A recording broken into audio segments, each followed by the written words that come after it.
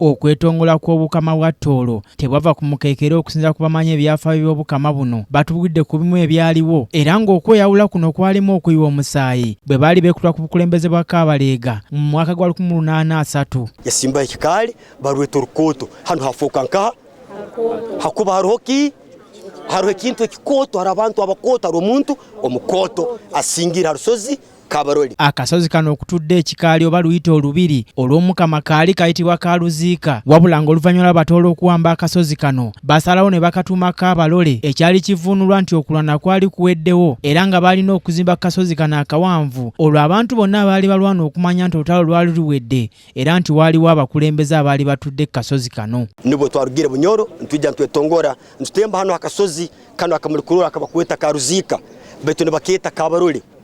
Iro Omukama baburwaniraga obarwaine ntaro basindika barwana umukira basaijo bekihane gamba no leka ngenda hano bona bakoleki bandole akaguza batahiba abasurukala barusura gamba balabano balinka hatereka baturole batemba akasozi hano bagamba eno niyo Kabarole. Ennyumba eno Omukama mwasula eriko obubonero obw'enjawulo okuli empologoma zino ebbiri ezikutta amafumu z'olaba ekiraga nti zirwanagana okusinza ku bamanyi ebyafaayo batubuulidde nti akabonero kano kalaga nti empologoma emu singa erwanagana ne ginnaayo n'egijja mu bulamu bw'ensi esobola okukuba eŋŋoma eno ekitegeeza nti obuyinza bubugibamu 5. If one lion fights and defeats the other, it means it will hit the drum and put on the throne.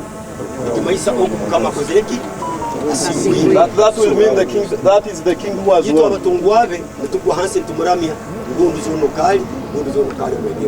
That for us, the servants of the king or subjects, we just fall down and worship him or praise him that he has taken over the throne as the king. Yudaya mpaka Amoti ngono yatukulembeddemu okutulambuza ekifo kino atubulidde ku bugimu emizizo egiri mu kifo kino era nga abakyala abadde bambadde empale babadde tebakkirizibwa kuyingira mu kifo kino ssaako n'abasajja abambadde enkoofiira okuggyako abapoliisi n'abasiraamu bokka be bakkiriziddwa okuzambala. Ni saba abasajja boona abanyakuteeresa peeho ntujja kuziyaho oira omusurukali hamu na omusiraamu nangu omusirikali nangu beto omusiraamu n'omusirikali n'abakazi abanyakwine bitambara abo nabakirizebo.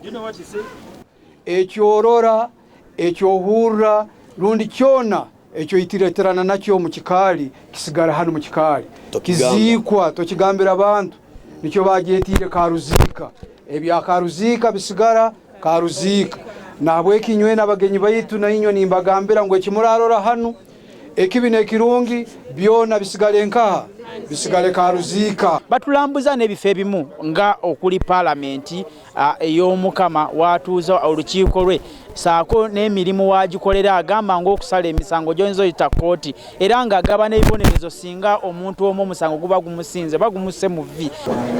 The judgments are made in a place called Kasenda that Sango kusinga na kuchwera bakora byaye bakutwara kiduma bakuya kiduma bakutekichwa magosi kukakamba. That when you are taken there and when you lose the case, you are taken through another gate outside there. You are taken to a place called Kiduma and another place where you will be castrated from. Why do they where you are hanged. Bano bategeeza minisita omubeezi w'ebyobulambuzi wano mu ggwanga Martin Mugalanga balina enteekateeka ey'okulaakulanya olubiri luno nga muzimu kwe kuli okuzimba enguudo eziva mu lubiri luno ezigenda mu bitundu by'Omukama eby'enjawulo okulaba ng'atuusa obuweereza eri abantu be. They want to have flyovers. From here the king connects straight to the Kingdom Parliament. He connects straight to the Catholic Church if he wants to go to pray from the Catholic Church. If he wants to go to the Anglican, also we have a flyover connecting to there, the mosque and the SDA Church. That all these lands, because the king is the custodian of all and is the owner of everything, he's the one who distributed to have these religious institutions closer to him. Minister Mugala Martin yategezeza ng'ensonga eno baagala ogikolako era nga yekafube gwe balimu okulaakulanya ebifo nga bino eby'enjawulo mu ggwanga okulaba nga bannayuganda bajjumbira okubirambula olwo nno ebyefuna by'eggwanga bitumbuke. So omulimu ogubayekozeremu n'obayolekera ihanga lyona ngu mazima okutooro nsinungi kaniyo tourism city so nicho ntera amani go kusharinga oburungu bwihanga lino kintu kikuru hakwongerayo Abannayuganda kushobolinga. Sala Kenyana Lusoke, Miss Tourism okuva e Rwenzori, agambye nti ekifo kino kya njawulo nnyo mu bifo ebirala byonna nti singa kirongerwa okuteekebwamu ensimbi ne kikulaakulana kya kwongera ensimbi nnyingi mu kitavu ky'eggwanga. Kama, the people here are known in the rest of the country as being friendly and cool and nice, and the Tooro language itself is known to be flawless and calm. But the most incredible thing about Tooro Kingdom is our kingdom itself, our king. And today we're here at the Tooro Kingdom Palace, and this place for the people of Tooro is known as sanctity, as refuge.